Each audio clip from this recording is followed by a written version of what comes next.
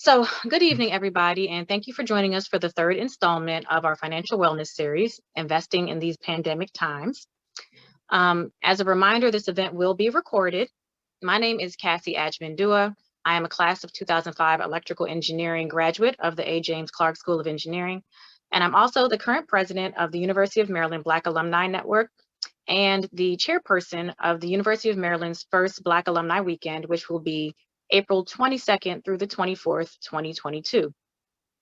The Black Alumni Association was founded in 1958 by Black alumni from this university with the focus of promoting and facilitating Black alumni involvement with the university, supporting alumni, current students, and the greater Black community through events, service, and giving, and creating a pipeline for Black graduating students to become active members of the Alumni Association and promoting the overall agenda of the University of Maryland Alumni Association. Tonight we have Bryan and Ryan Swann, who will be presenting for you all. I wanted to go ahead and read their bios right quick if I could. Bryan and Ryan Swann are both alumni of the University of Maryland, business executives, entrepreneurs, investors, and public servants originally from Maryland. They have led, trained, and coached hundreds of business owners, executives, and students in business, personal development, and financial intelligence to build wealth and a well-balanced life. While in undergrad at the University of Maryland, they both served in the United States Marine Corps Reserve, where after a tour in Iraq, received several medals and awards for outstanding service. Ryan Swann is currently the Chief Data Analytics Officer at Vanguard, one of the world's largest asset management firms. Prior to Vanguard, Ryan was the Chief Data Officer at Colibra, E-Trade, and the Office of Government-Wide Policy during the Obama administration. Ryan was a founding member of White House Data Cabinet and a co-author of the first federal data maturity model. Additionally, Ryan earned his Master of Business Administration and Master of Public Administration from the Wharton School and Harvard University, respectively. Bryan Swann is currently the head of global data management oversight at PayPal Inc., where he manages and oversees the company global data strategy. Prior to PayPal, Bryan was the Deputy Chief Data Officer for the Department of the Treasury, where he also led enterprise data strategy and governance. During his career, Bryan has held several other key leadership positions, including White House Leadership Fellow, Senior Program Officer for Presidential Programs at the White House Military Office under the Obama administration, as well as leadership roles at the Department of Defense, Home Depot, and ING Investments. Additionally, Bryan earned his Master of Business Administration and Master of Public Administration from the University of Maryland College Park and Harvard University, respectively. Additionally, Bryan and Ryan have served on a number of boards in both the public and private sectors. They continue their community work by facilitating achievement and success seminars to various organizations. In their free time, they both enjoy investing, technology, mentoring, helping others, playing golf and basketball, fitness, travel, and time with their family and their church. And they recently established the Swann Scholarship with an endowment to the University of $50,000. So thank you both. And with that, I am going to turn it over to Bryan and Ryan. Thank you. All right, awesome. All right, can everybody see my screen? How do I Yeah, we can see your screen, bro. I can see it. I can see it good. Okay. Okay. So before we hop in, disclaimer: the views and opinions that Bryan and I will express are our opinions and our opinions alone, not opinions of any of the companies, firms, investment groups that we are a part of. This is for education and information purposes. It should not be considered financial advice. So with that, let's get started. All right. So some of you, I see some of the names may have attended some of our sessions before. So you know how we kind of like to do things. But if you haven't, we are just some high energy folks. So, you know, hopefully this will be as well as entertaining, as well as informative and educational for those interested. And we're going to just have a conversation about really the things that we do and the things that we have done really over the last I just put a number to it, but over a lot of years, let's just say that. But before we get started, Ryan and I do this particularly for University of Maryland, the students, alumni, because obviously that's home for us. We don't charge organizations for it. This is how we serve. But as mentioned, Ryan and I have recently started the scholarship. And so we thought it would be a great idea that if you like what we talk about here and you felt like this was worth your time, right, at whatever dollar figure you want to put to it, $1, $5, $100, whatever amount, I'm gonna throw a link in the chat, but how can I move this? I'm gonna throw a link in the chat right here. This is our endowment page. We've already committed to the endowment, but we're still trying to really continue to push support to the Black and Latino, Black and Brown students on campus. And this initiative basically goes for scholarships for individuals who have shown commitment to the Black community on campus. So if you are compelled, I'm gonna drop the link in the chat, you know, and if you want, then support, you know, because at the end of the day, this is about all of us helping each other, students and alumni and our future alumni. All right, so that's our only ask. Everything else is, hey, we're here to serve. You decide what you want to put in there, if anything at all. But there's a lot of folks that need help, and this is why we do what we do. All right, it's all about paying it forward. All right, so let's jump in. So I'm gonna blow this up. Ryan, let me know if we looking good on your end, because it looks good. All right, awesome. Good. All right. So really quick, we're gonna jump into this. Ryan, just stop me however you want to do it. Real quick overview. You heard our bios. We have a lot of experience in business development, asset management, and really coaching, right? And at the end of the day, this is going to be about information. So I'm not going to spend a lot of time here because we want to jump right in. All right. Ryan and I typically in our workshops, and for those of you who have attended, we walk through this, what we call a financial blueprint, right? And I'm not going to spend a whole lot of time here because we're here today to particularly talk about investments, right?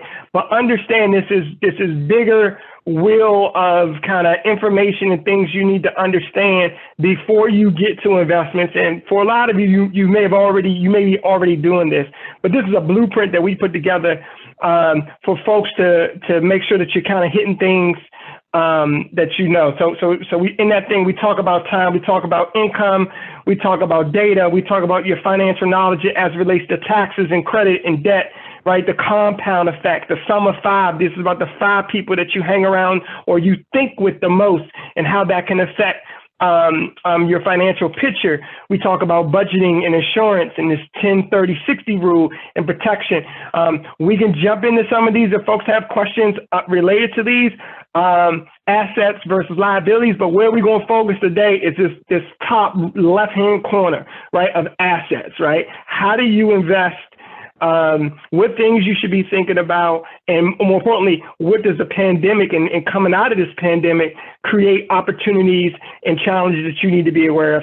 So this is the whole kind of picture, if you will, that we typically go through with folks, and in various workshops, we will focus on one topic or another depending on the audience and their needs. But today we're talking about this one section, but I just wanted to throw that up there to show folks like you really got to understand some of these other pieces and to maximize how much is flowing into investments so that way those investments can then grow and your money makes money for you. All right, anything you want to add there?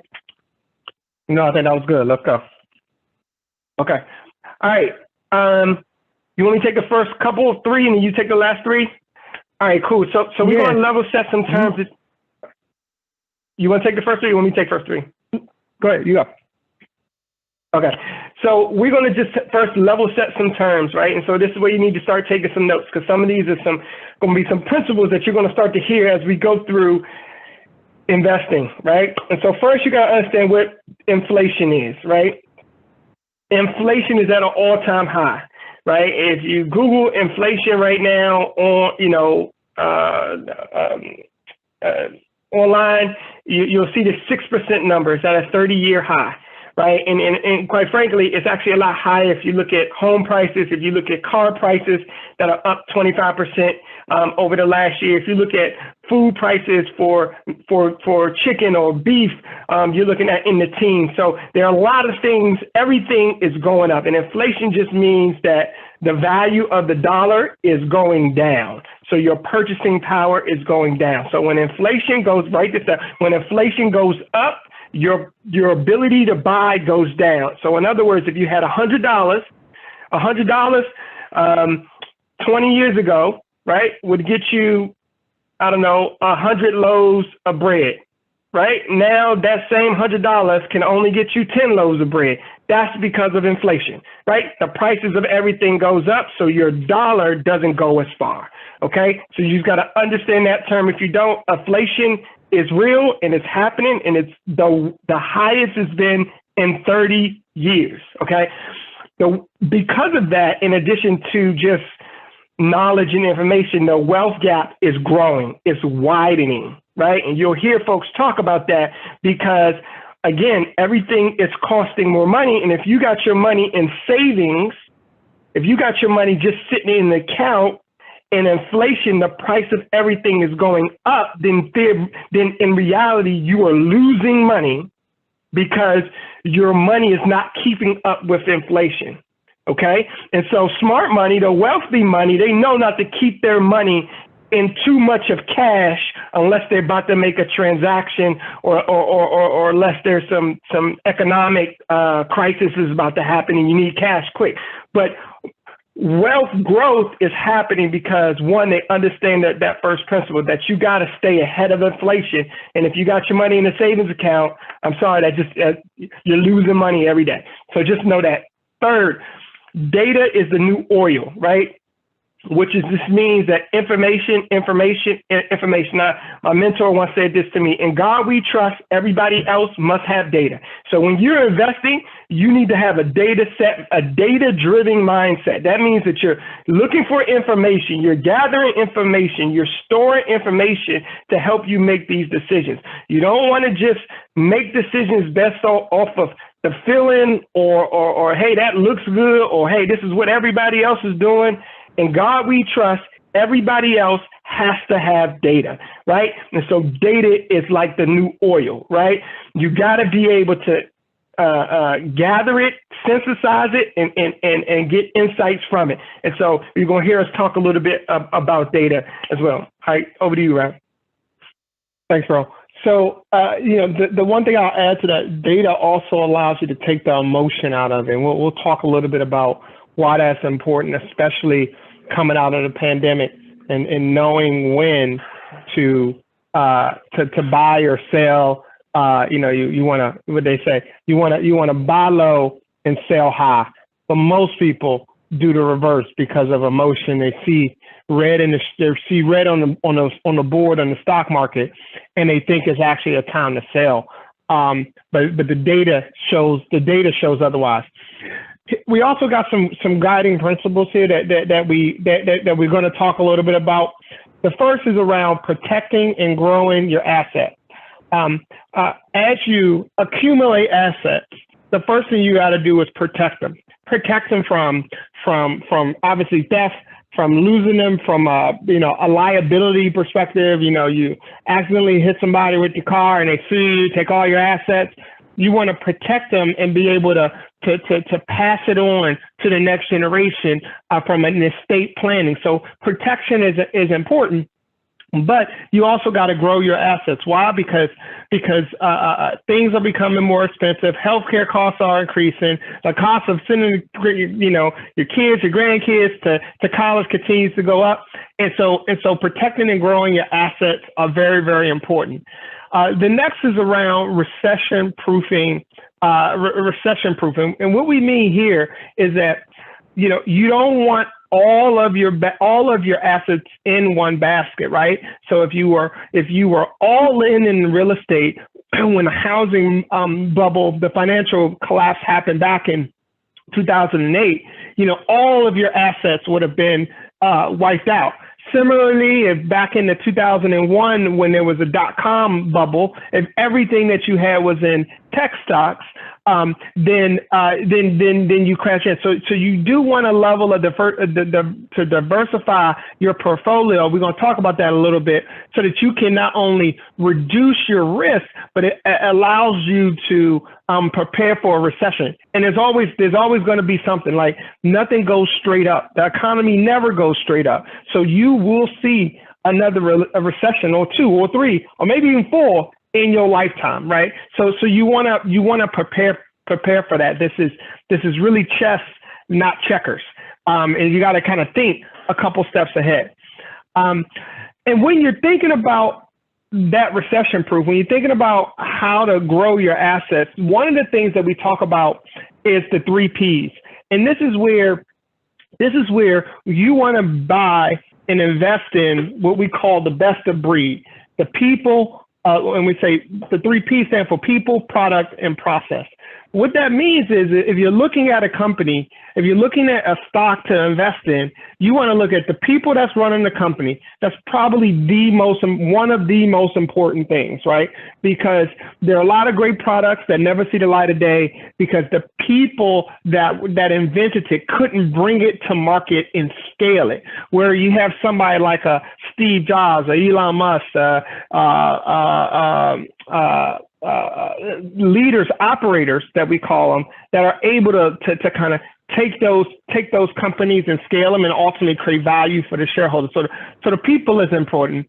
The product is, what is it that they're doing in their industry that is value add? Is it some type of IP, some type of technology, some type of sustainable a way of executing against something? What's the thing, that product or service that they're bringing to the market, and then do they have a process that's going to allow them to do it? And so as we talk about investing, I know there were some questions about, well, how do you pick stocks? How do you understand what it is that you're looking for? And this is where we start at. We start with the people, the product, and the process, and then we look at some of the fundamentals around the market, around that individual company, so we know if they're making money or are they losing money. You know what I mean? In very, very kind of simple kind of ways, and there's more complicated, but it's actually pretty easy once you start to do it a couple times to understand if a company is growing or not.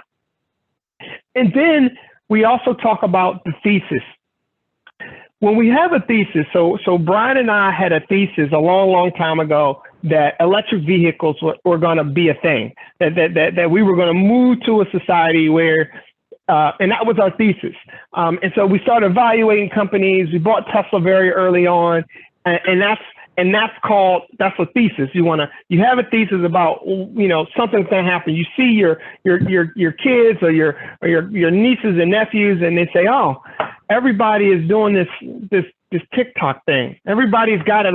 Every kid in the school's got it like a TikTok. Like, this is what they're doing, right? That's a thesis. He said, I wonder if there's something there. And then you start to look at it, look at the people, process, product, and see if there's something there. So you generate these theses, and those theses could have multi-year horizons, right? When do you think it's going to come to fruition? So for us, the thesis around Tesla and EVs, when Bryan, we had that maybe, 4 or 5 years ago, maybe even longer. Yeah. And it was a 10-year horizon, right? It was a longer term horizon. And so you want to think about that as you're kind of deciding where you're going to invest your dollars. And then last but not least is risk. There is always a trade-off between risk and value. Okay. The higher the value, the higher the potential value, the bigger the risk typically is. So if you're looking for the stock or the cryptocurrency that's going to 10x your money in a 3-year period, chances are it's got a whole lot of risk in it. And you got to understand that risk and understand your risk profile in regards to your investment thesis, but also your portfolio risk. Of your portfolio, how much of it are in safe, kind of conservative? How much it is in growth, and how much is it in spec plays or speculative things that are high risk? And you want to balance on that, and that typically is based off of your income, your assets, your portfolio design currently, and as you make more money, as you build your nest egg stronger, you can take on a little bit more risk, but you need to be smart about it because you don't want to blow up the whole thing, right? And so that's the risk piece. Venture capital. So go ahead, B, you want to add something to principles? Nope. Okay. Good. Yep. So venture capital. So Bryan mentioned there's a lot of money printing. So when you hear President Biden just signed a $1.3 trillion infrastructure. Where does that money come from? Some of it comes from existing programs and existing things, and some of it is like new money in the money supply. And the example that I like to give there is, whenever there's a lot of money in the system, investment starts to happen outside, more investment starts to happen outside of the stock market into venture capital, think startups, as the value creation is happening earlier on before companies actually go public. And so what we're seeing in venture capital is that companies are staying private longer because there's more capital slushing around in the VC world, right? And so because of that, they don't need to go to a SpaceX, for example, doesn't need to go to the public markets in order to raise capital to do what they want to do, because there's more money in the supply system that's providing that from a venture capital perspective. And we'll talk a little bit about venture capital. And last but not least is taxes impacts on investing. So you should know, everybody on this call should know, that one of your biggest liabilities of your lifetime is taxes, right? You know, there's so many taxes. We get taxed a bunch of ways to create this magnificent country that we love. And so as an investor, you have to understand the impact of taxes on your investment. And so that means that understanding that when you invest in something and you don't hold it for a year, you will pay traditional income taxes on it, kind of like W-2 income. Versus if you hold it for 1 year and a day and then sell it, you only will pay capital gains taxes at a much lower rate. And so that general principle can sometimes determine when you exit close out a trade or close out an investment, because the tax implication may negatively impact your return, and it may not ultimately even be worth it if you did it in the 1 year, less than 1 year, versus into the second year. And so those are level setting terms. As we go through this, please feel free to drop questions in the chat as Bryan and I tag team, and one of us will be looking at chat as the other one talking. We do pretty good with that, so feel free to do that. So let's keep going, baby. Yep. All right, awesome. Okay, so here we go. So now that we got those terms out the way, certainly ask questions if you don't understand any of them. We take a four-legged approach to investing, okay? And, you know, you'll hear people talk about a three-legged approach. You'll hear people talk about a two-legged approach. We take a four-legged approach with the thought that, one, you want level of diversification. Also, if one of these legs kind of hit a recession or something, you still got three legs to stand on, right? Or three legs to sit on, right? Just think about that. And so today we're gonna kind of do a quick deep dive on each one of these: equities, hedging commodities, which in a way includes crypto, real estate, and then business to include ventures. Right now, obviously, your risk is going to be different at these, but there's ways to kind of hedge your risk or to lower your risk by doing certain things, and we're going to talk about that. So in your notes, you want to get your sections ready. We're going to jump into equities. We're going to jump into commodities. We're going to jump into real estate. We're going to jump into business, and we're going to give you kind of the kind of tips and tricks and things that we do in all these as we invest in all of these every day. All right, so I'll take the first one. All right, oh, real quick. You want to hit these, Ryan, or you want me, what do you want to do? Let me hit these real quick. I can hit those. Yeah, okay. But, yep. So before we hop into those three things, there's a couple of things that we learned from, lessons learned from like a post-pandemic type of space. One is, continue to enforce that your health is non-negotiable. One of the things that, Bryan, I think you know the statistic better than me, but one of the things that we know is that a significant portion of our population, when they get to retirement, spend significant amounts of money on healthcare and staying and getting healthy, and they actually end up wiping out their retirement funds, their wealth that's created because they didn't take care of their health, or they had something unexpected happen that they weren't planning for. And so health is non-negotiable. You got to take care of your health. You pay now or you pay later. And so it's not just investing, but it's literally your physical health we're talking about here. And as more and more folks in the pandemic kind of realize how our health can negatively impact our ability to invest in order to get financial freedom. And so it's very real. Yeah. Let me just add something real quick. Just a quick statistic for you. This is before the pandemic, so I'm sure it's probably even worse now. But before the pandemic, if you looked at wealthy individuals that lost their wealth in life, 75% of them lost it because of health costs, meaning they either had to leverage their wealth to pay for their own health expenses later in life or a loved one, right? And so this is where we start to talk about protecting your assets and life insurance and, disability insurance to some degree, right? Because it's inevitable to happen unless you obviously accumulate an extraordinary amount of wealth, which is very doable, right? But you got to know that statistic is there and is there for a reason, right? And so protect your wealth, protect your generational legacy that you're trying to build, and keep that in mind. That 75% of those who lose their wealth lose it because of health costs later in life. So just want to throw that out there.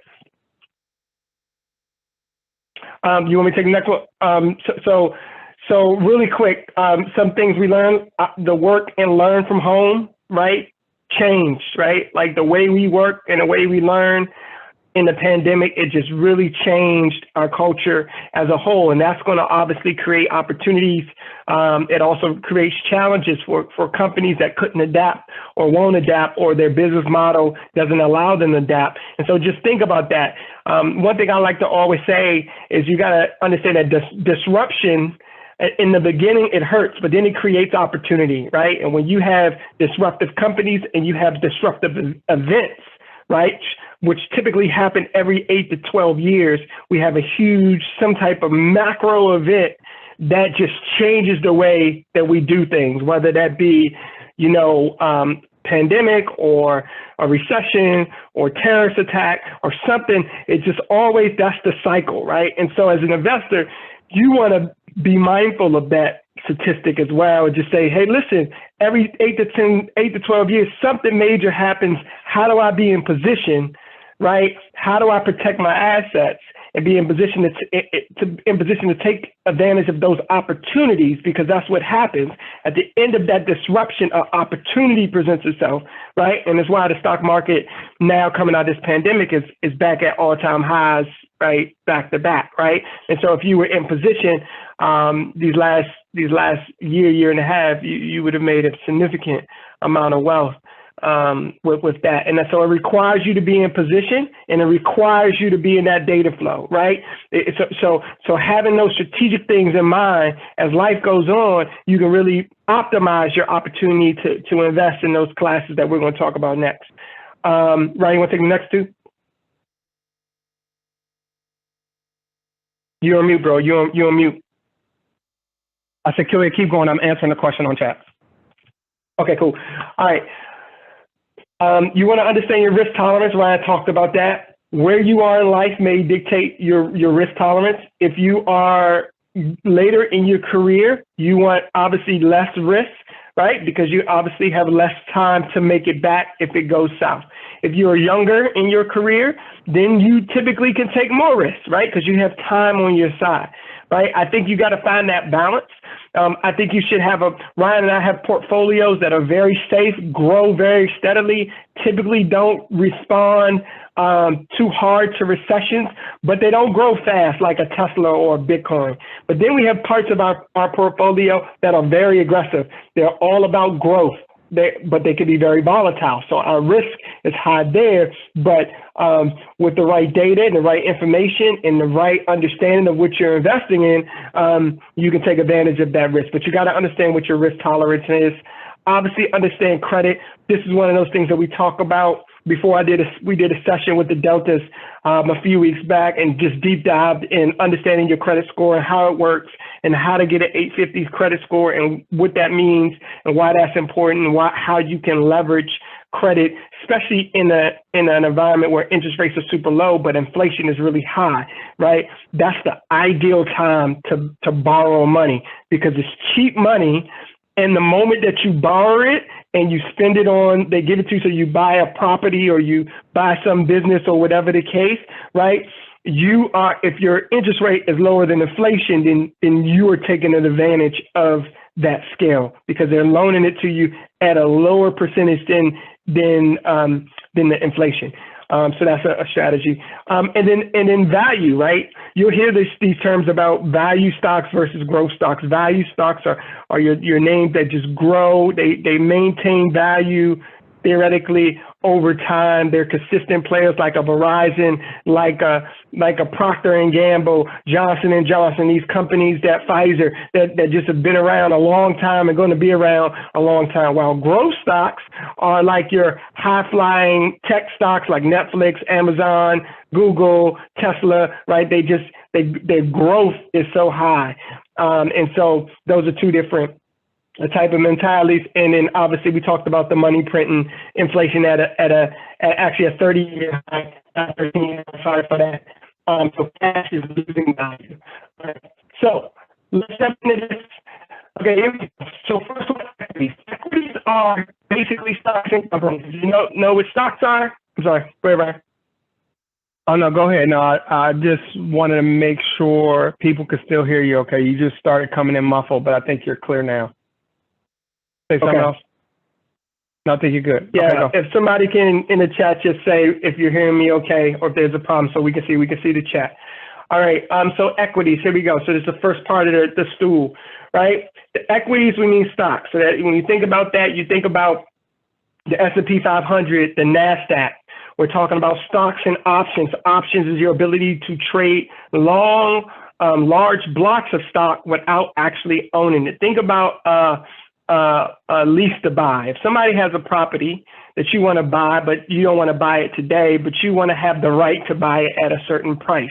So somebody got a $200,000 condo and you say, hey, listen, I'll buy your $200,000 condo at $200,000 within the next 5 years, right?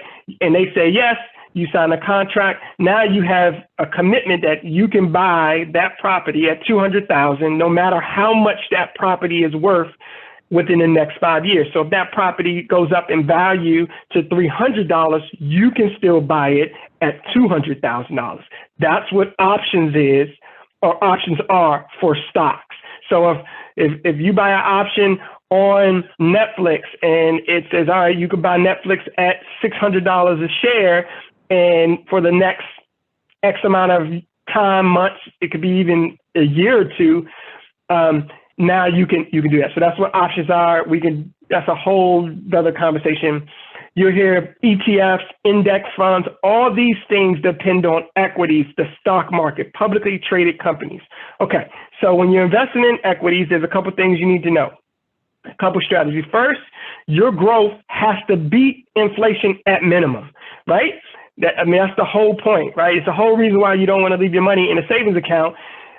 You need your equities to grow at least at inflation or above, right? And so typically inflation is around 3 to 4%, but obviously over the last 2 years, it's gone a lot higher because of all the money printing and all the costs is going up, right? And so now you got to beat that 6%, really more like 7 or 8 when you really look at like car prices and home prices, rent prices. I mean, if you just look at the average rent price for Washington, D.C. over the last 6 months, you'll see that it's up more than 6%, right? And so that's strategy rule number one. If you're going to invest in equities, you got to at the very least beat the inflation. All right. Second principle, you want to leverage free money. If you're getting free money anywhere, you need to get as much of the free money as you can.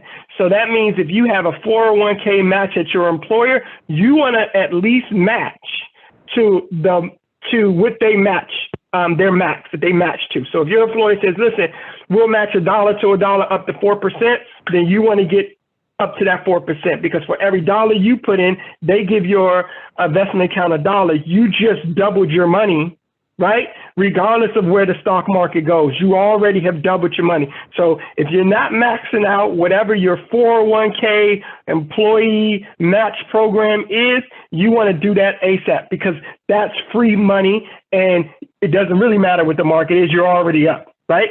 That's just point blank and simple. Maryland 529 plans. Most of you some of you may still, jump in, Ryan. But let me, because there was a question that came in about the state 529 plans in reference to rather doing a 529 plan for a child or invest the money in like a Robinhood or a Merrill Lynch account. And so if you're in Maryland,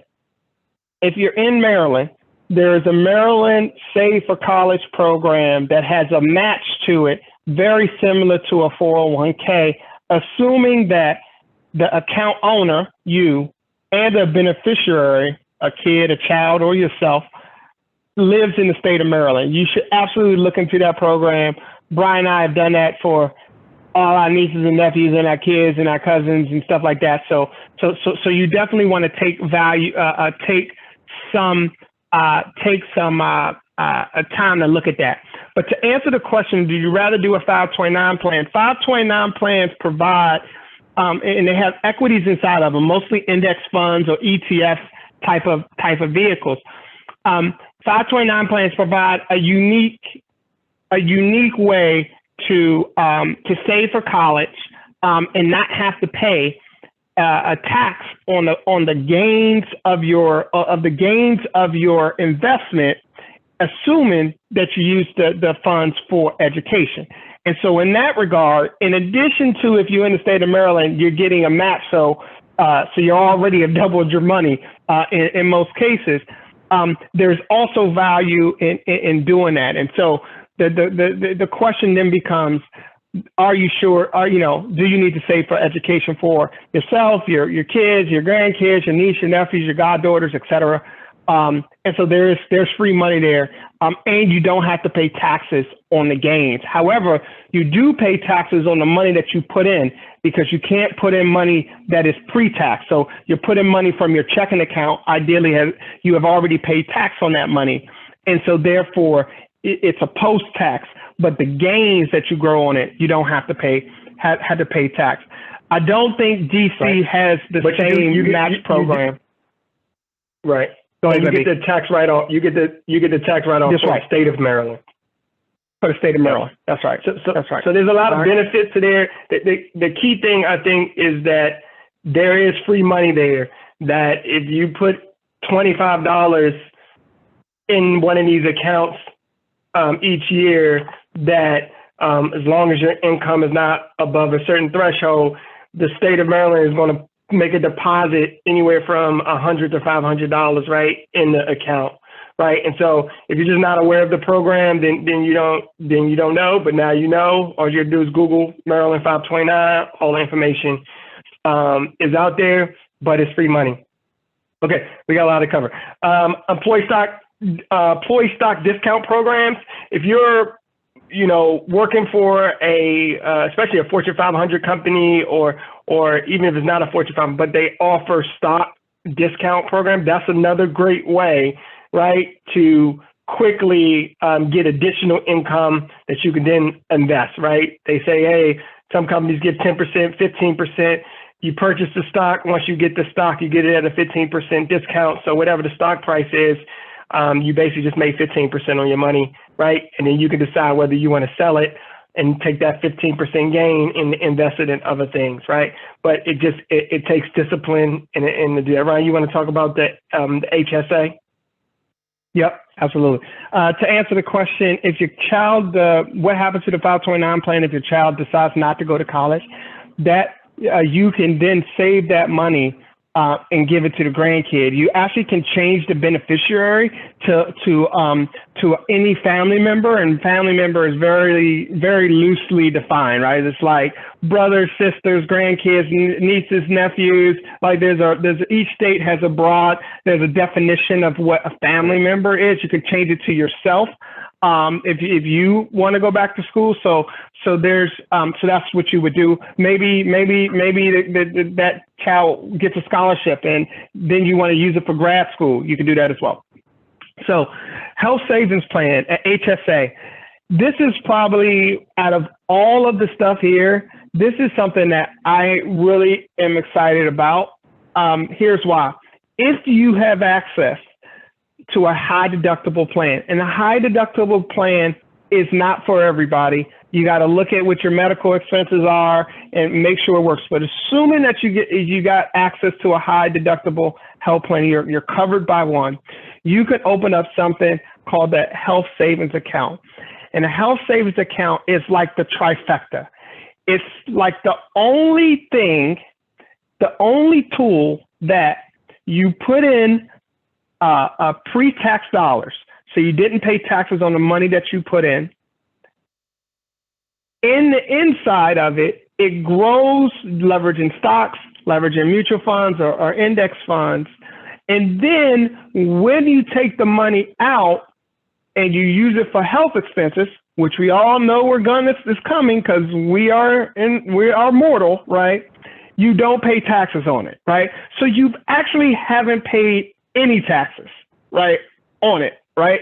And so the value, I believe, this is my personal opinion, and this is what we do in our household, is that the value of HSA comes with allowing it to compound.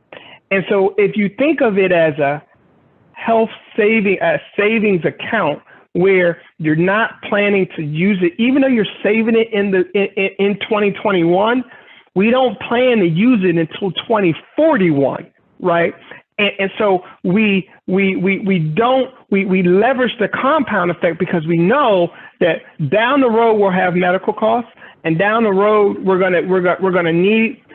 It's gonna be super valuable to be able to take the money out without paying any tax, right? And within a health savings account, you can buy stocks. You can still apply the same investment thesis that we were talking about. But you got to have access to. You got to be covered by a high deductible plan. Some people have an HMO. Some people have a PPO. It all depends on what's right. But this is like, I would call it a life hack that if you do it right, it can really set you up so that your retirement accounts are literally for your retirement, and your health savings account is for your health of your spouse, your kids, that type of thing. When you get to that age, or you have a traumatic event or something happens and you have a huge bill 10 years from now, from a health bill, that you can tap into it and not have to pay tax on any of the gains. Super powerful. Yep. Let's go ahead. You say next one. Yep. You want to go to the next one? Okay, so the next one here is, okay, so insurance, right? We're not going to talk a whole lot about life insurance, but there is something that we want you to be aware of as we talk about equities, right? Because half the battle is knowing what companies you want to invest in. The other half of the battle is also leveraging how you're going to get around taxes, right? Or not get around, but how can you use the legal way so that when your investments in equities grow, that you can pay the least amount of tax, because this is what the wealthy do. Well, there's this vehicle called an Index Universal Life, or IUL. It's basically like a life insurance policy, but in like an umbrella of a life insurance policy. But underneath of it, it has an index fund that just is like you investing into the S&P 500, right? But because it's within the umbrella of an insurance, you can invest money into it, make gains, take loans from yourself, right? And basically defer paying taxes as long as you keep the insurance whole, right? And so if you already have life insurance, then this is something you should consider, right? Because it's a way of leveraging the ability to basically invest in the market while you're having some tax protection. So looking at Ryan and I both have IULs. We've had them for, I don't know, since we were in undergrad. And so they've done pretty well and became a great source of us when we needed it. And we're protected. God forbid something happens to us, our families will be taken care of, because insurance has a purpose within your portfolio, and you got to make that decision. But if you're going to do it, certainly look at an IUL, because it's a way you can invest in equities at the same time, and you get a really good tax benefit as well. So risk on. I talked a little bit about options. After you've done those things that we talked about above, and you got all the free money, and you kind of got this idea, okay, I want to now pick the stocks I want to invest in, right? Ryan and I we're stock pickers. We have accounts that are index funds, which means that we don't pick the stocks. We just invest in the S&P 500. Those accounts are typically in our life insurance IUL or in our 401ks with our employers, right? But then we have other accounts that we manage ourselves, and we typically manage them in a Roth IRA account. And a Roth IRA account is a retirement account that you put money in that you've already paid taxes on, right? So you don't get a tax advantage up front.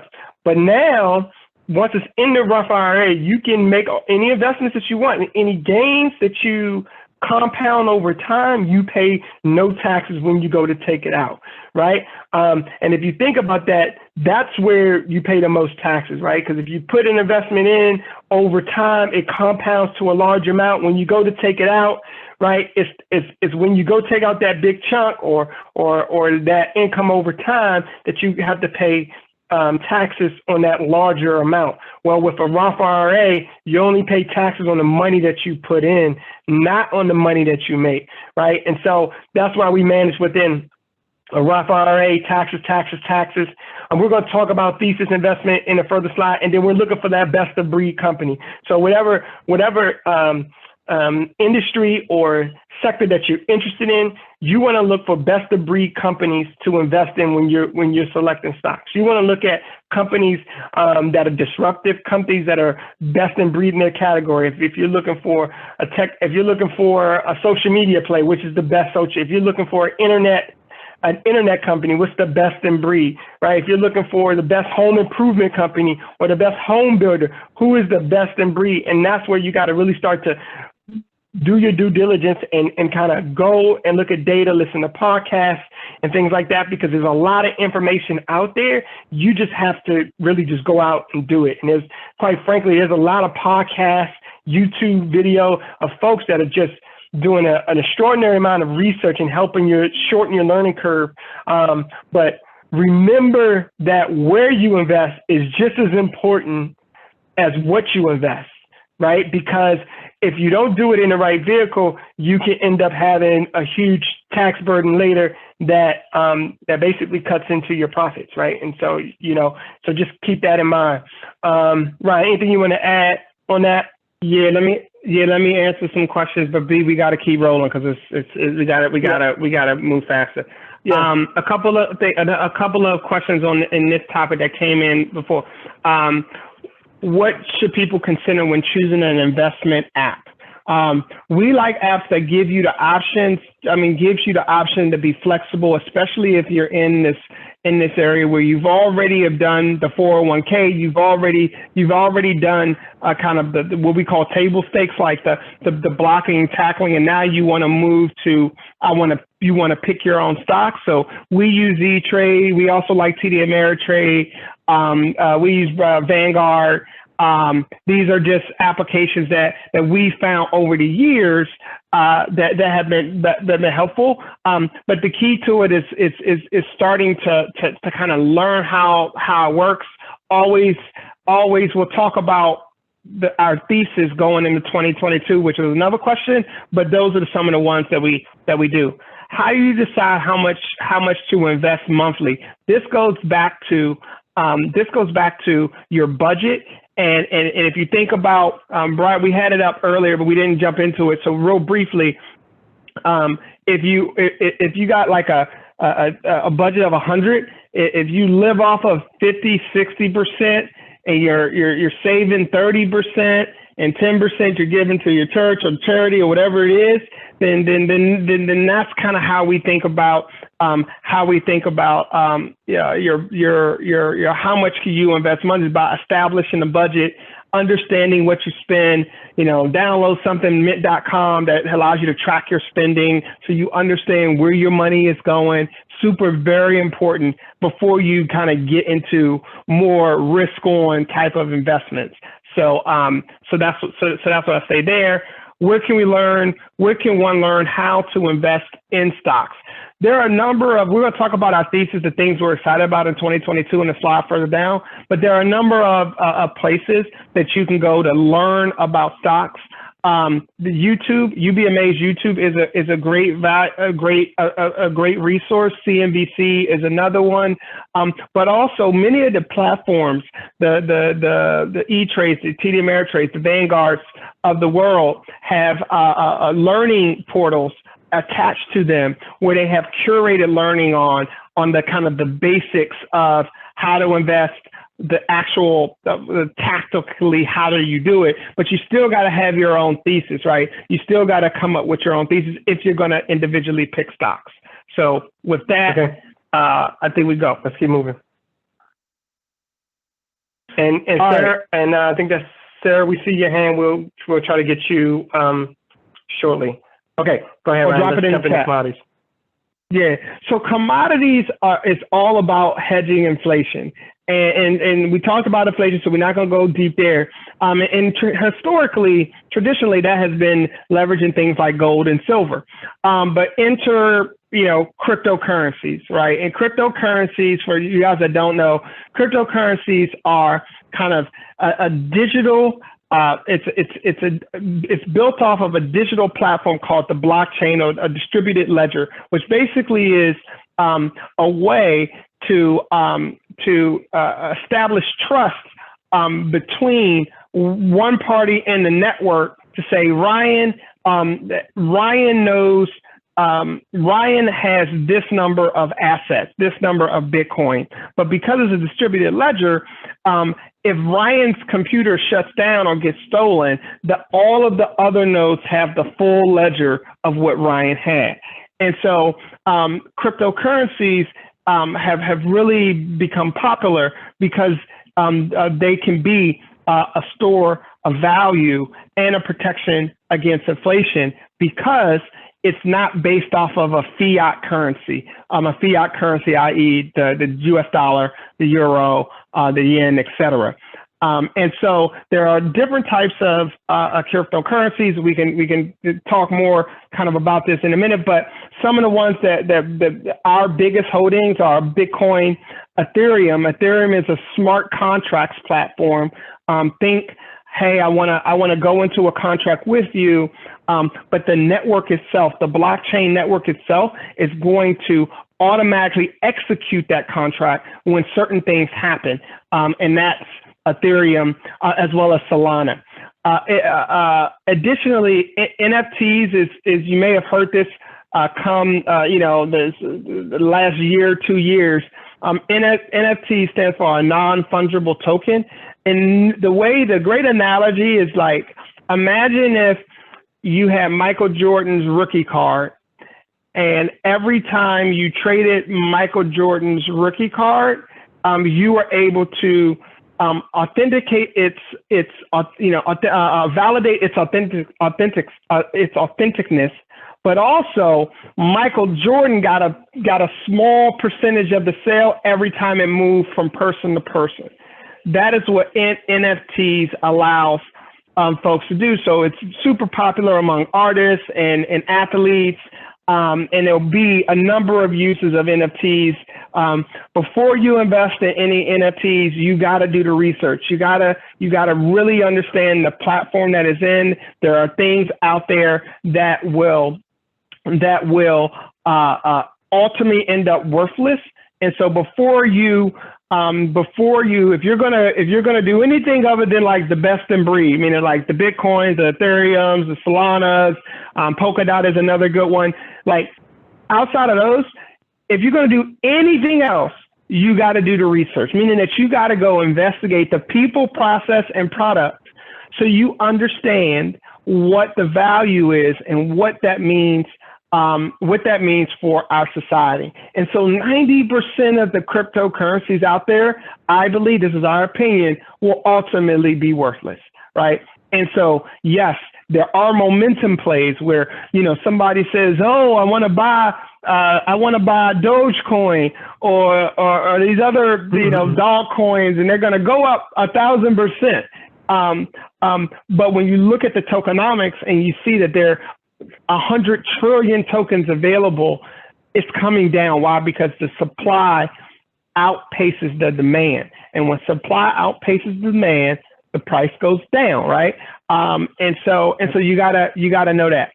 And then the last thing on here is indirect plays for cryptocurrency. These are companies that either are mining cryptocurrencies like Hut 8 and CleanSpark, both of which Bryan and I are invested in, as well as MicroStrategy and Tesla, who hold Bitcoin on their balance sheet, meaning that they're holding it as a store of value on their balance sheet. So as the price of Bitcoin goes up, MicroStrategy and Tesla are actually just worth more money because they have a growing asset on their balance sheet versus just holding everything in cash. And more companies are starting to hold cryptocurrencies. Our recommendation, our thesis on it is we tell folks, I tell my family, take 10%. It's speculative. Take 10% of your net worth.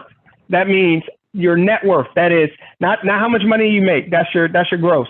I'm talking about your net worth, meaning after all your investments, everything that you got, minus all your liabilities, that net worth. And that net worth is 100 grand.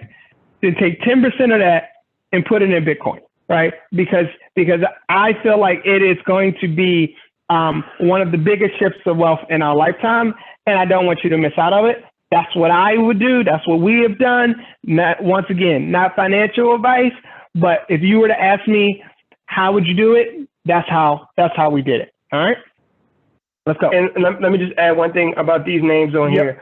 If you're interested, and we get a lot of questions about crypto, there's a lot of information out there, and quite frankly, there's tons of podcasts, there are tons of YouTubes. If you just Google, go on YouTube and type in Solana or type in CleanSpark, which that's CLSK, and you'll get folks videos of folks who are basically doing a lot of research and just kind of get you up to speed or what's been happening with certain names and certain companies and certain technologies, right? We didn't just invest in these because they're at the top of the list. We spent time to really learn what they're doing. Why are these the best of breeds at what they do?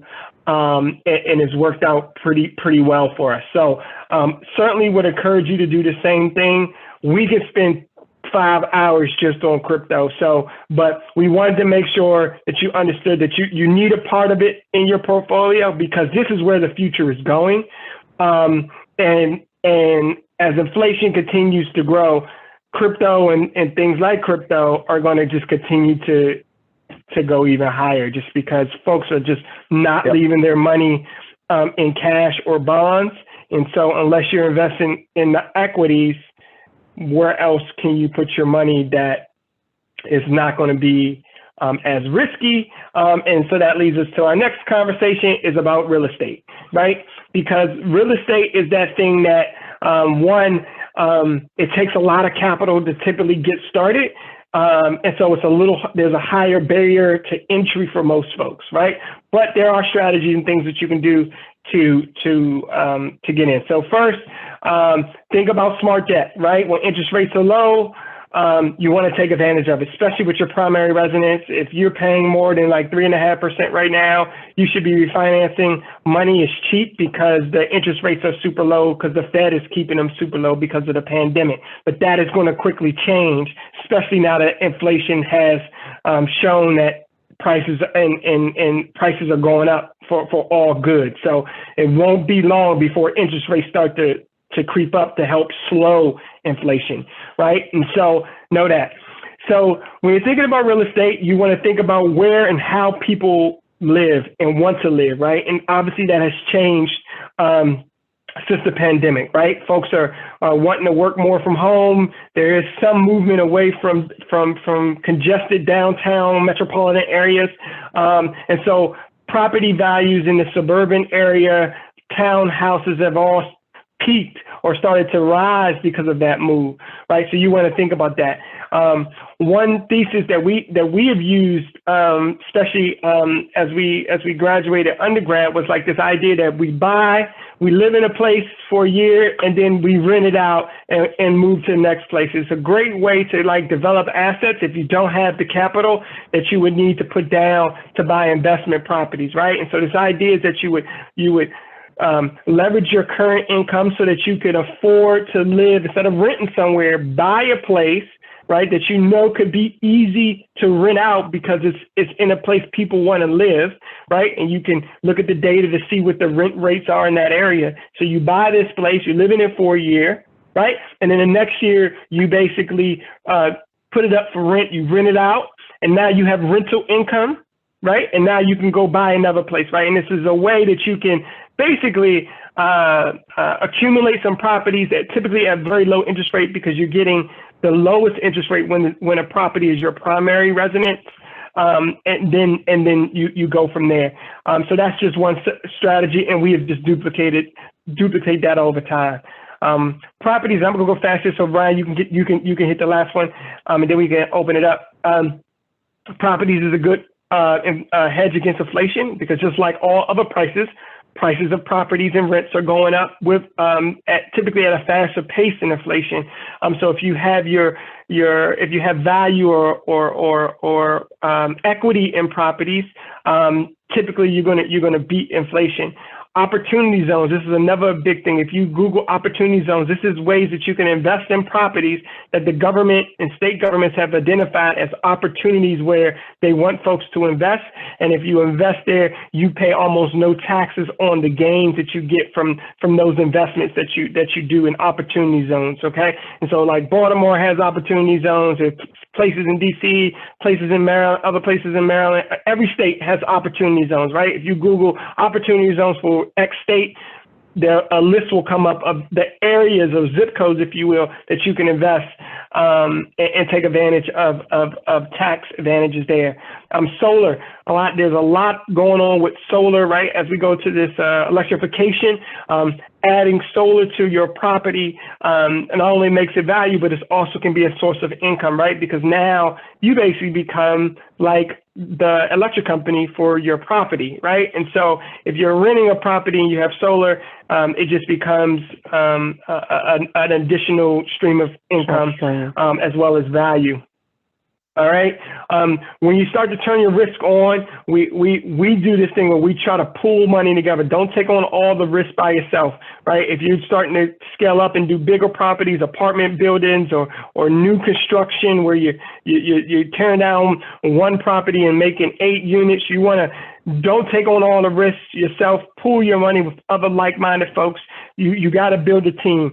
That's the best way to do it. And so we highly encourage that you work with the best of breed folks that are doing it. And that's going to take some research and networking to find out who those are. Ryan and I work with a couple of different other kind of investor groups that we may pool our money to do a project to kind of lower our risk. But we all bring some different expertise to help get the deal done.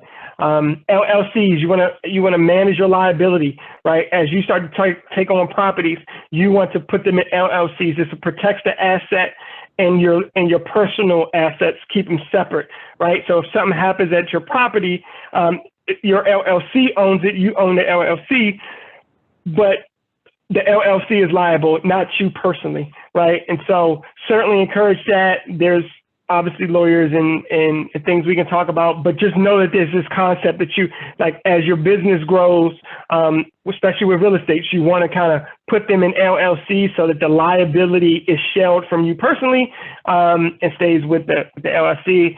And I got this in here: stay as an investor, not versus being a landlord.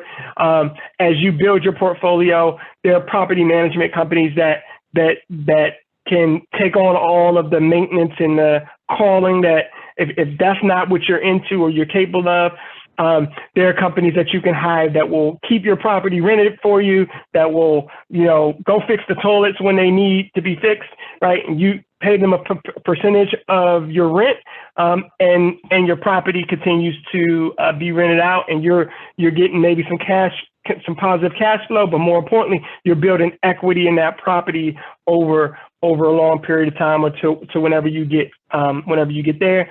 And then commercial real estate, which is a whole big thing, but now there are a lot of funds that you can get involved in, and even opportunity zone funds where you can invest into a fund and you're working with basically folks who are expert in commercial real estate, or 500 unit apartment buildings in various cities, and you can invest into these funds just like you can invest into equities and stocks. You can invest into commercial real estate funds that now you could participate in these kind of big commercial deals and get a rate of return if that's what you're looking for. So those are some things about real estate that we can continue to deep dive on. The last leg is you want to talk is business. Ryan, you want to go through these? I know we already talked about the 3 Ps, but we're going to hit this real quick. And for business, this is about investing in a startup, a business, an at-home business. We believe everybody needs a side hustle. We believe everybody should have multiple streams of income.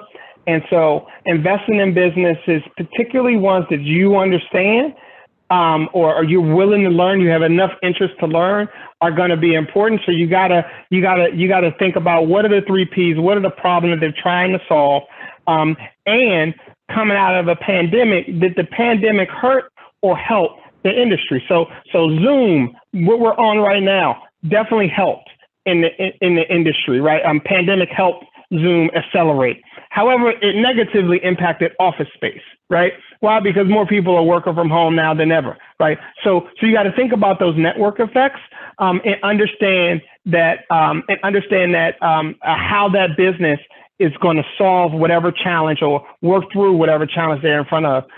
Also remember, when you get into angel investing, venture capital, that type of thing, you got to be an accredited investor. There's a bunch of talk on the Hill about changing that, but that basically means you got to make $200,000 a year, $300,000 if you're a married couple filing jointly, or have $1 million net worth outside of your primary residence in order to invest in a startup, invest in something that is not on the public market, such as a stock exchange. So know that. Super important in this space. It's about a team. Nothing happens by yourself. You're looking for you need to build a team in whatever space that you want to invest in, whether that be a venture, angel level, startups, whatever it is. You need to build a team. But the good news is that from a DEI perspective, a lot of VCs and startups are looking for Black founders and Black partners to really make that space, that venture capital space, a lot more inclusive. And so we're seeing a lot of activity in this space. Bryan and I have been angel investors for some time. I think we got like 6 or 7 active kind of investments in startups that we help and that we believe in. And so that's business. So let's flip to Ryan, I want to make sure we get that. Highlight. Yep, just really quick. Yeah. This chart right here, if you look, one thing is just to show you that the money is really moving to like the early stage companies where, yes, you can certainly make money in equities. You certainly make money in real estate, right? Obviously, commodities is a must because you got to hedge. But if you look at this chart, the blue bar, right, is venture capital return over, basically the last 20 years, 15 years, 10 years, 5 years, 3 years, right? Index funds, the S&P 500 is right there in that dark gray. And so you can see that over a 20-year period, 15-year period, 10-year period, 5-year period, 3-year period, venture-backed investments, these are when folks invest in the businesses before they become public, that's where the most of the money is working. And what we got to do, I think, in our community better is to get into those early stage investments, right? And that's why this slide is important. Is it the most riskiest? Mm-hmm. Absolutely. But because it's the most riskiest, it also gives the great returns, right? And so this is why it's so important. I think venture capital is so important, but you need to know that as you think about investments, as you look at your portfolio, if you got equities, if you got real estate going, you got your commodities, and you think, okay, well, what do I do next? Like, where do I go to get to that exponential growth? I would encourage you to take a serious look at venture. Certainly reach out to us so we can point you to some resources and things to learn more about it. But I just want to make sure you saw that chart, that it's a clear distinction, even with all the recessions and everything included, these are the returns, right? And so just keep that in mind. All right, let me, sorry. Oh, here we go. All right, Thesis. You want to start? Go ahead, Ryan. Yep. So the question came in before we started. What's the best investments kind of going into 2022? And so that's the thesis question, right? And so these are some of the things, again, not financial advice, but these are some of the things that we are excited about, the things that we think are happening now. First is around health tech and fitness.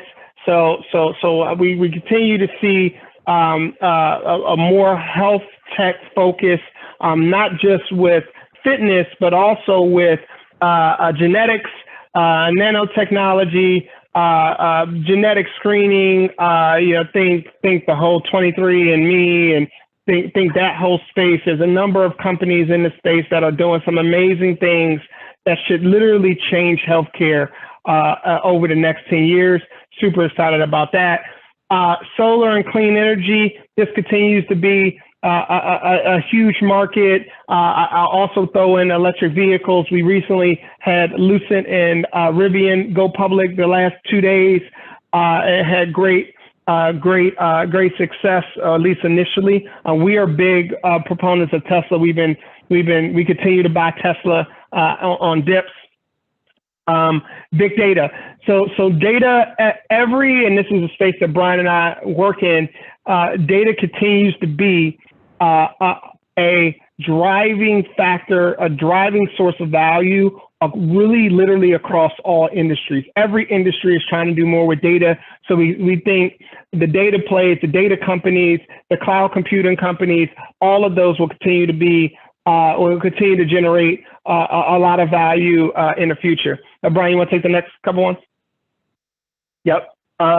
Just really quick, we talked about real estate, work where you want, just think about this is happening now, like the Zooms, the Teams, and all the things that you need to do that. Internet, the web cameras. You just think about all the things you need or that are impacted by the current stage. Cloud, right? Everything's cloud computing. That's how 90% of companies are enabling folks to work from home because they're leveraging the cloud. All right, this middle column is probably where we're most excited because these are the things that are kind of starting to happen right now, but they're coming over to the next 7 years, right? We talked about blockchain and crypto, smart contracts, FTEs, the metaverse. This is a big thing you're hearing, right? If you don't know what the metaverse is, if you Google metaverse and some of the applications that are happening, a lot of it is just going to change. It's like a whole new ecosystem, especially around gaming, right? If you think of all the kids that play Roblox and Fortnite and you put that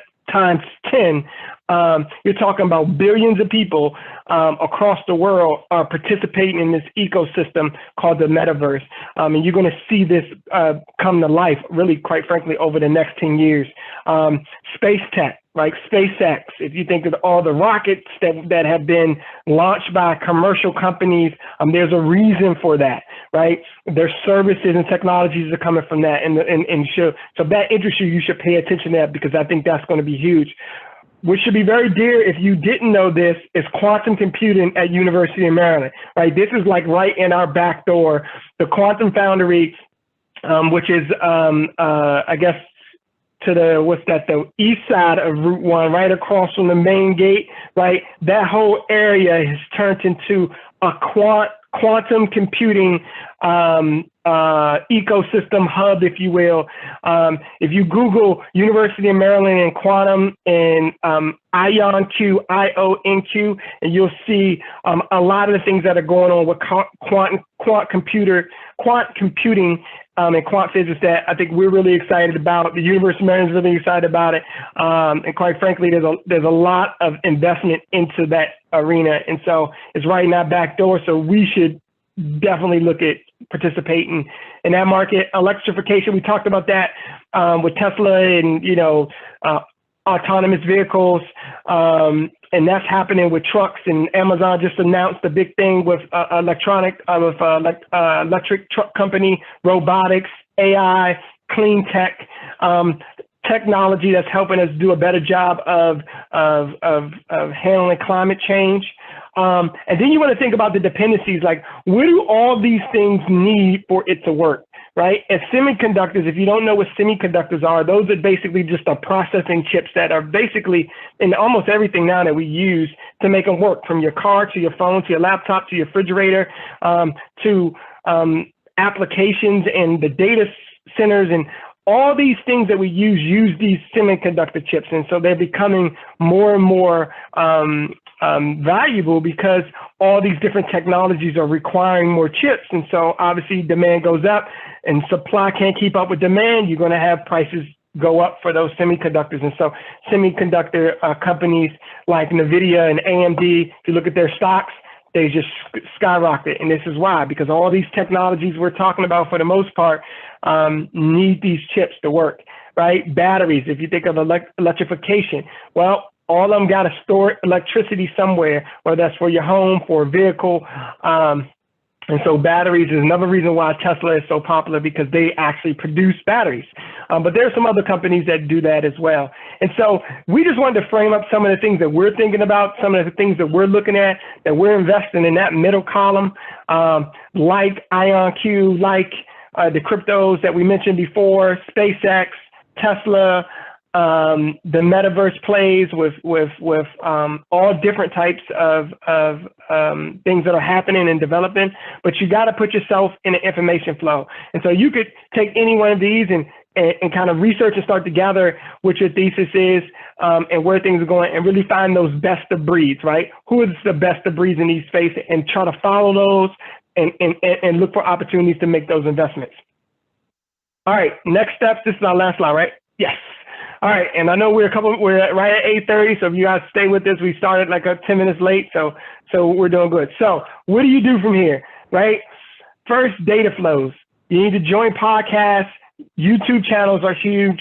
Books, investment groups, obviously attending workshops like this so you can get information, so that you can get, it's always that one or two piece of information that when somebody says it goes in your brain, and that just takes you on a path that you would have never went on had you not heard that bit of information. And that's why these podcasts and YouTube are so important, because you just want to collect information about theses, about companies, network, build relationships. That's what we're doing here. Encourage you to leverage LinkedIn investment groups. So you want to build that team, find out who knows what, who specializes in what versus one thing or another. You don't have to know everything, but you do need to at least get folks on your team or get information for folks who know more about a subject than you do. Just like if you were in a class and you got information from a teacher who is supposed to be an expert on X subject, right? Same thing. Find your thesis and research it like we talked about. Understand your financial picture, right? Have an honest conversation with yourself. Where do things lie? Where are my assets, right? And also, where is my money going, right? We talk about this 10-30-60 rule when we speak in some of our workshops. It's like you look at your income, 10% you should be giving to charity, your church, or however it is that you want to give, right? We believe in that, right? 30% should be off the top, your investment, 30%. And then you live off the 60%, right? Now, maybe you want to be more aggressive and maybe you invest 40% and live off 50%. However you want to do it, just know where your money is going, right? That's half the battle, because from there, you can make a lot of decisions and make a lot of adjustments. And then when you get promotions and you get new jobs and your income goes up, before you change your lifestyle, before you upgrade that house or upgrade your car, look at that additional income that you wasn't dependent on before, and that can be a great source of how you can push more money quickly to your investments because you wasn't used to having that money anyways. Ryan, you want to hit the last couple? Yeah, and so to kind of wrap it up, what to do in the next pandemic or macro event. You see, whenever there's a pandemic, whenever there's a big, what we call black swan event or macro event, those are opportunities for you to buy things that you understand, that you love, that you're waiting for it to go on sale. So right before the pandemic, one of the things that Bryan and I did was we were at all-time highs in January of 2020. It was like 10 days in a row or 8 days in a row, we were at all-time highs. And so what we did was we moved stuff to cash because we had run so much and gained so much that we had to ring the register and capture the gains. And we were waiting for things to go on sale. But once the pandemic happened, we didn't know it was going to be a pandemic, but the market never goes straight up, right? There's always a correction. When the pandemic happened, I think it was March 26th was the day we started buying significantly on things that we really, really liked, because we knew post-pandemic they were going to do really, really well. So we bought NVIDIA chips really cheap. We bought Tesla really cheap. We bought, companies like Pfizer and Google. Johnson & Johnson and Moderna and Google and Abbott Labs, because those were companies that, Verizon, we bought a number of companies that we felt that were significantly undervalued because the whole market was getting crashed. So you gotta get in that mindset to buy when things are on sale and sell when things are very, very high.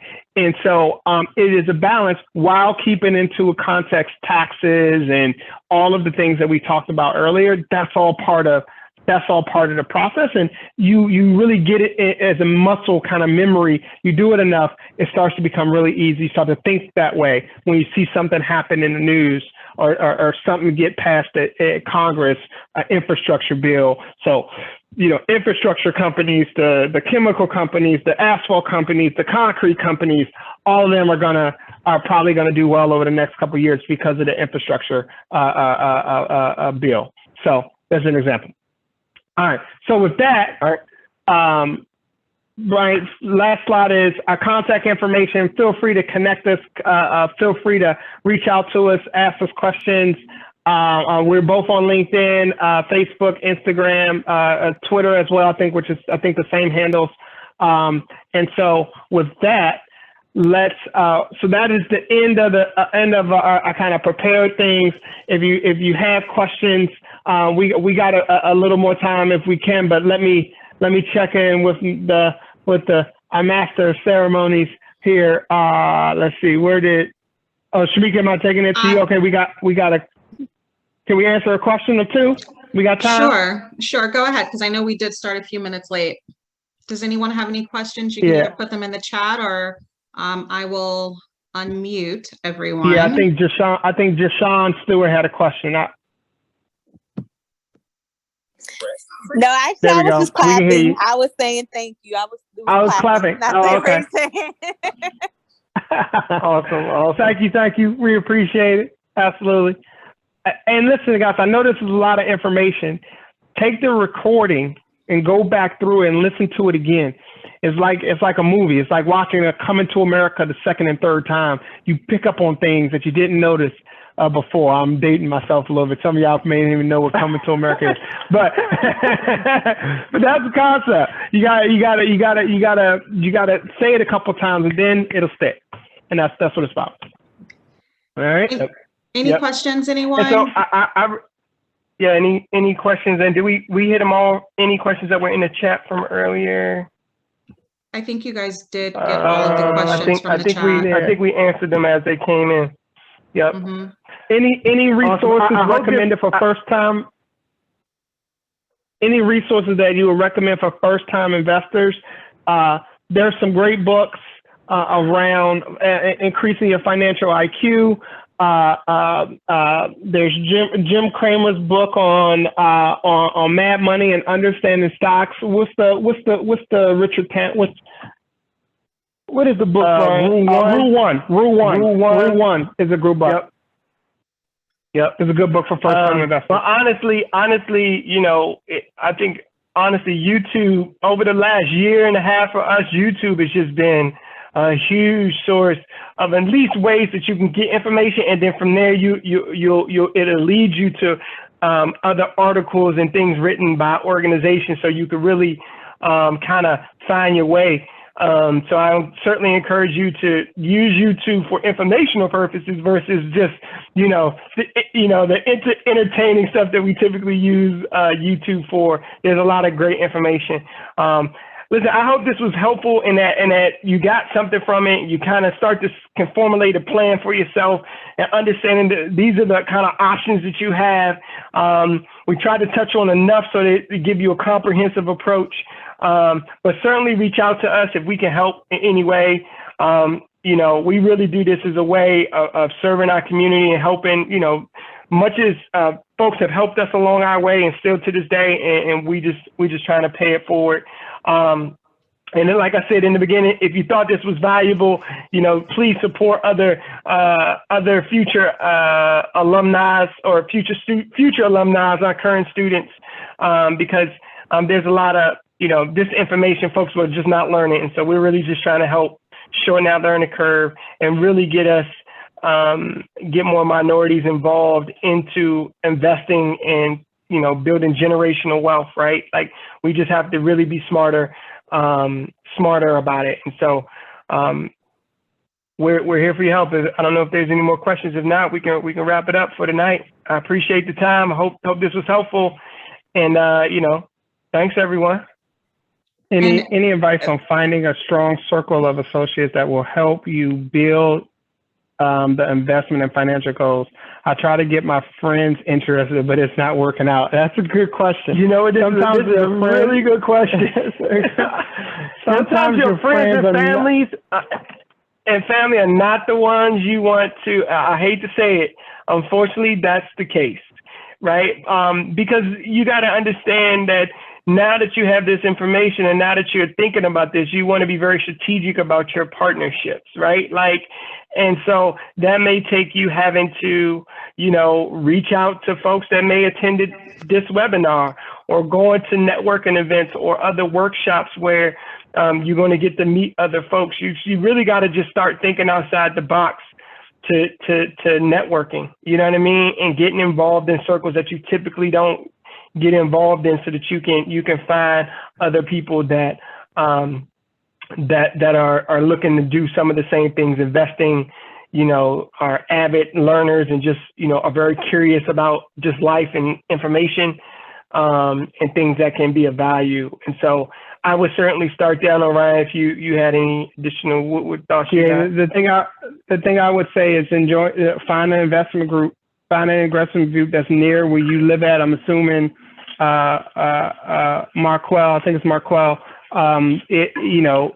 Wherever you live at, I would start there. I would get involved in investment groups from Maryland. I know the business school got stuff. The Black Alumni is another resource, and I think you should leverage networks like this to say, all right, let's, is anybody interested in investing in X, doing stocks or doing commercial real estate or learning more about crypto? And then you can start to build community. Bryan and I think Bryan, what we're involved in, I don't know, 8, 9 different communities of, different circles. Sometimes they collide, sometimes they don't. But that's part of it. You just gotta, depending on your interest, seek out folks and tell people what you're interested in. A lot of times it may not be your cousin, but your cousin went to school with somebody that's also interested in it, and boom, now he can make a connection. And even though your cousins aren't interested, you now got connected to somebody that's interested in the same thing, and you guys can hold each other accountable. Referrals. You can share referrals, all that type of stuff. So yeah, correct. That's a good technique. Like if you haven't talked to your friends necessarily about it, and you ask your friends, hey, do you know somebody that really does real estate, or do you know somebody who is really into stocks, and just see what they say, right? If they say, oh, well, I'm really into it, or they may say, oh, my cousin or my boss or my whoever I know does a lot of of X, as to make that introduction, right? You really just gotta be very intentional, I think, about what you're trying to get at, and leverage your network and 1 degree out, 2 degrees out. Also, your parents and the older generations in your family, they typically know other people that you don't know, that may be able to assist. So. Think about that. But great question. So just to close out, I really want to thank both of you for this presentation. It was great. There was a ton of information. I have a whole page of notes. I'm sure everyone else does as well. For anyone who wants to rewatch this, we will have the link to the recording up on our Instagram page, Black Terp Alumni, our Facebook page, within the next couple of days. So you can find it on there. Also, be sure to look out for our upcoming events. We are now planning several more before the end of this current school year, so please be on the lookout for that. Again, Bryan and Ryan, thank you so much. This was great. This was our 3rd and final part of our financial wellness series, and should we do it again, I hope we will. We will be absolutely contacting you both to see if you can fit us in your schedule. So thank you, everyone. Have a great evening. Take care. Thanks everyone. Have a good night.